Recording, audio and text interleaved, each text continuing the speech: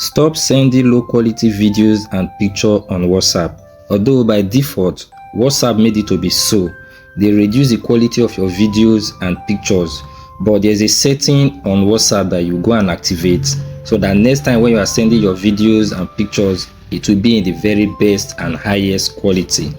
But before then, follow this account and share this video to as many people as you can. So let's open WhatsApp and see for ourselves. Go to WhatsApp, open it, then you go to this setting, these three dots at the top. Just open it, then you go all the way down to settings. Open settings, come to this storage and data. Click on storage and data.